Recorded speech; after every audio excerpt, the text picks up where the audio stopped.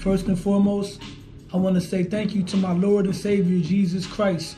If it wasn't for him, this would not be possible.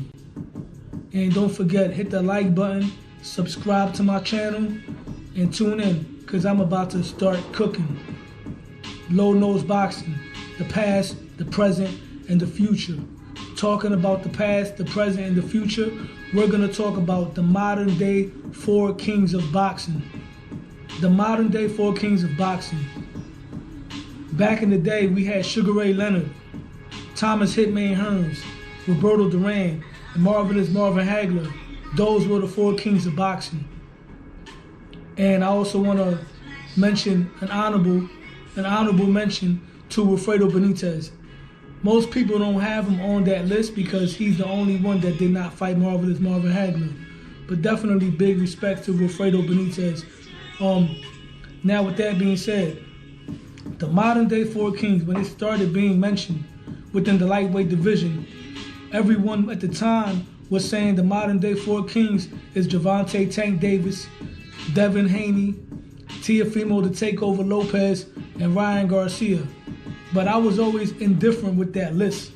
For me, Ryan Garcia does not belong on that list, and it's not a disrespect to Ryan Garcia in any way, shape, or form. Ryan Garcia doesn't have the accolades, he doesn't have the resume or the accomplishments as the other guys. So for me, the 4th king on that list is Shakur Stevenson, who I like to call El Shakur, being that, you know, that's my Puerto Rican brother right there. Boricua pa que tú lo sepas. So the modern day 4 kings is Shakur Stevenson, who is a 2-division world champion, unified right now at 130 pounds. Gervonta Tank Davis, a former junior lightweight champion of the world. He been fighting in 3 weight classes and knocking dudes out. He might be the 2nd biggest draw in boxing at the moment behind Canelo Alvarez. And then we got Devin the Dream Haney, the current undisputed lightweight champion of the world. Then we got Teofimo Lopez, the former undisputed lightweight champion of the world, who happens to be fighting at 140 pounds. 2023, I believe, is the year that the new version of the 4 kings, the modern day 4 kings, are really gonna make their stake in the world of boxing. In March, or in fact May, Devin Haney is about to defend his undisputed lightweight titles against the legendary Vasyl Lomachenko. If Devin Haney wins that fight, me personally, I'm going to place Devin Haney in the top 5 pound for pound, on the top 5 pound for pound list. Not that many fighters are actually defending their undisputed titles, with the exception of Canelo Alvarez, Jermell Charlo, and now Devin Haney. Devin Haney has victories over Jorge Linares, Jojo Diaz, George Kambosos twice, and now he's fighting Vasyl Lomachenko, right? That also leads into an interesting fight somewhere down the road. Assuming Devin Haney beats Vasyl Lomachenko, according to Bill Haney, Devin Haney's going to stay at 135 pounds for the remainder of 2023, excuse me. And that brings me to the next individual, Shakur Stevenson. Shakur Stevenson is scheduled to fight April 8th, if I'm not correct, in Newark, New Jersey. It's not really a big, high-level fighter that he's facing, because Shakur Stevenson is being avoided by the top dogs. However, Shakur Stevenson is on top rank. So if Devin Haney beats Vasyl Lomachenko and stays with top rank, there's a very high possibility that we might see Devin Haney versus Shakur Stevenson, which gives Shakur Stevenson the opportunity to accomplish more greatness and become the undisputed lightweight champion of the world if he defeats Devin Haney. Me personally, I'm picking Shakur Stevenson to win that fight, not because he's Puerto Rican, but because I feel Shakur Stevenson has more tools in his toolbox than Devin Haney. That's a tremendous fight, and that will actually be the first fight within the 4 kings, the modern day 4 kings, where you have 2 of them actually facing each other. This is the year where the 4 kings of boxing for this era are going to start building their legacies. and becoming pound for pound type fighters and eventually facing off with each other somewhere down the road. And Devin Haney and Shakur Stevenson seems like the first fight out of that Fantastic Four. The next fighter I want to talk about on this Four Kings list is Gervonta Tank Davis. Gervonta Davis is about to have a mega fight against Ryan Garcia on pay-per-view. This fight has the potential to be the biggest pay-per-view fight of 2023.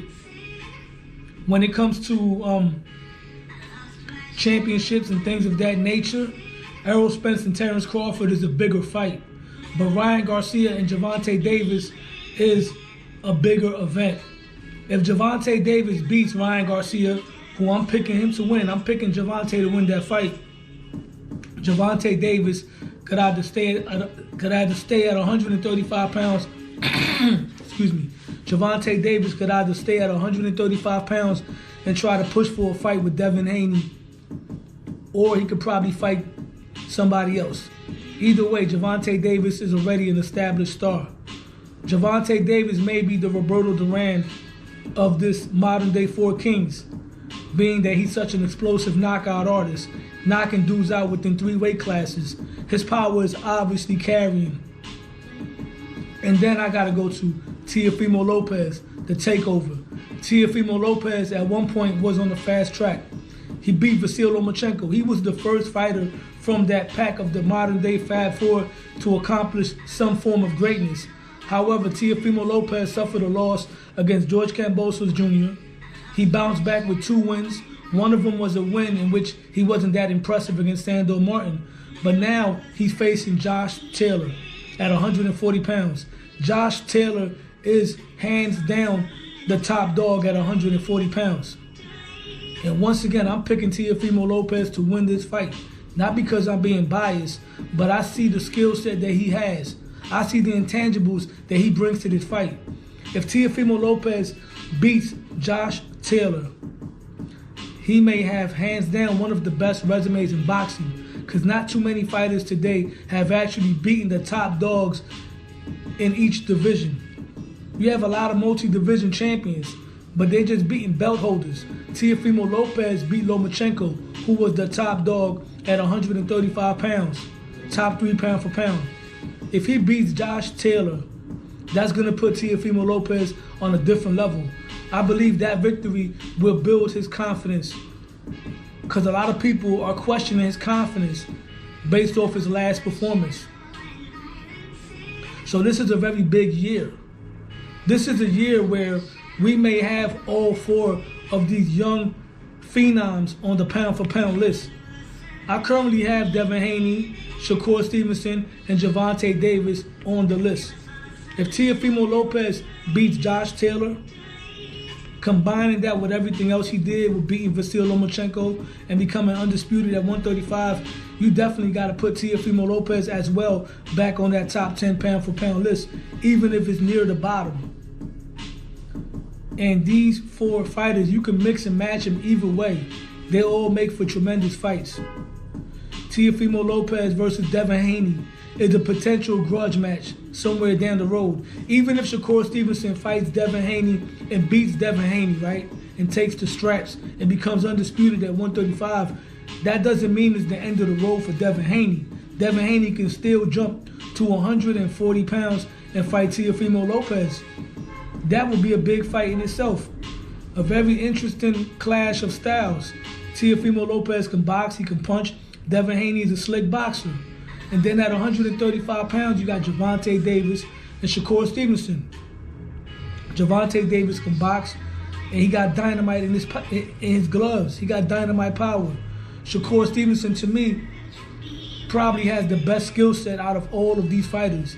He can fight from the distance with the jab. He knows how to measure his range. He got inside work.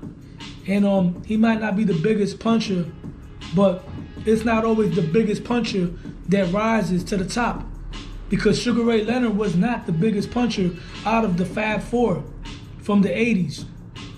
He did have power, he did. But Roberto Duran was like Gervonta Tank Davis, but even better. You had Thomas Hitman Hearns. You had Marvelous Marvin Hagler. But at the end of the day, Sugar Ray Leonard was the last man standing, even though he took a loss to Roberto Duran.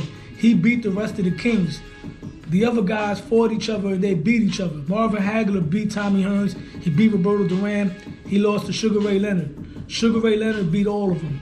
Tommy Hearns beat Duran, but lost to Leonard, lost to Hagler. Duran beat Leonard, but lost to Leonard, and then lost to Hagler, and lost to Hearns. Within this modern day Four Kings, you got interesting style matchups. Usually in boxing, the money division is 147 pounds. Right now, it's looking like 135 pounds and 140 pounds. So this is my comparison with today's Fab Four to yesterday's Fab Four. Tank Davis, to me, is the Roberto Duran of this Fab Four, due to his punching power and due to him being the naturally smaller guy. Shakur Stevenson, I would compare him more to Sugar Ray Leonard, the Olympian.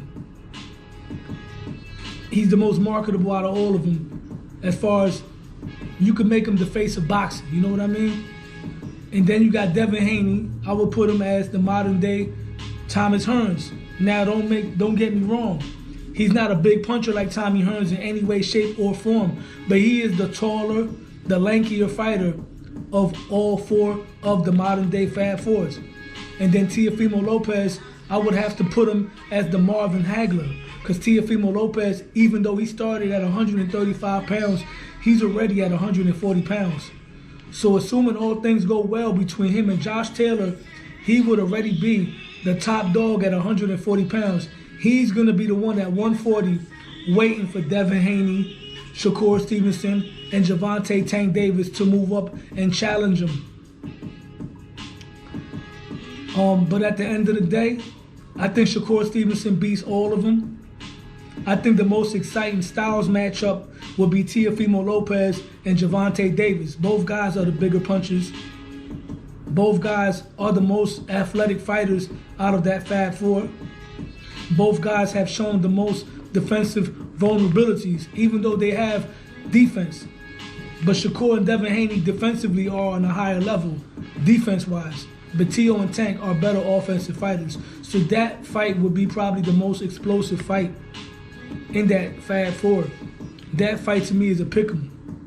I'm so excited right now about the sport of boxing. The new generation is making noise, and this is the year where the modern day Fab Four is gonna make noise and really make a name for themselves and start building their legacies. With that being said, thank you for tuning in. Hit the like button, subscribe to my channel. I'm out.